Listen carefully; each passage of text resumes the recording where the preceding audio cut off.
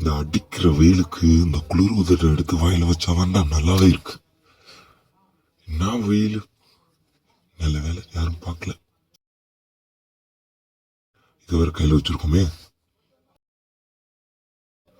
இது யாரு? நம்ம ஃப்ரெண்டு.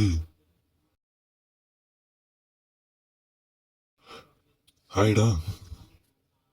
ஹாய். என்னடா பண்ணுற? என்னடா வாயில் வச்சிருக்க? அதுவாடா, இந்த வெயிலுக்கு எதமா குளிர் குளிர் உதடு வாயில வச்சிருக்கேன்டா. ஆமா. நீ இன்னும் திருந்தலையாடா?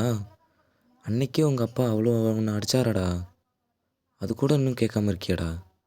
ஏன்டா? அதுக்கு நான் என்னடா பண்ண முடியும்? சொல்றாங்க, சொன்னா நம்ம கேட்க முடியுமா? போடா, நீ வேற.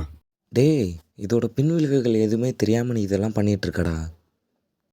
என்னடா சொல்ல போற? கேன்சர் வரும்ப, அது வரும்ப, இது வரும்ப, அதெல்லாம் கேட்க முடியுமா? அதெல்லாம் எதுவுமே வராதுடா. இதானே நீ சொன்ன பின் விளைவுகள் எல்லாம். போடா. டேய், திருக்குறள்லாம் என்ன தெரியுமா? திருவள்ளுவர் என்ன சொல்லியிருக்காரு தெரியுமா? அடக்கம் அமரருள் உய்க்கும், அடங்காமை ஆறிருள் உய்த்துவிடும். இதுக்கு அர்த்தம் என்னன்னு தெரியுமா?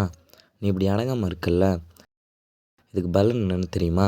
உன்னை நரகத்தில் கொண்டு போய் சேர்க்கும். ஆனால் நீ அடங்கி இருந்த அப்படின்னா, வீட்டுக்கு சொல்கிற பேச்செல்லாம் கேட்டு நடந்த அப்படின்னா, அது கண்டிப்பாக உன்னை சொர்க்கத்துக்கே கொண்டு போய் சேர்க்கும். இதை தான் அந்த காலத்திலே திருவள்ளுவர் ஓலை சுவடியில் எழுதி வச்சுருக்காரு.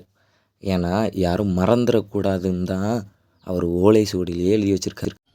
டேய், இந்த மாதிரிலாம் யாருமே எனக்கு சொல்லவே இல்லையடா. இனிமே அது எனக்கு கண்டிப்பாக வேண்டாம்டா. நீ இவ்வளோ சொன்ன பிறகு நான் எப்படா இதை யூஸ் பண்ணுவேன்? கண்டிப்பாக நான் யூஸ் பண்ண மாட்டேன்டா. தயவு செஞ்சு என்னை மன்னிச்சிடுறா. வட போலாம், இன்னும் எனக்கு நிறைய திருக்குறளை பற்றி சொல்லிக் கொடுறா.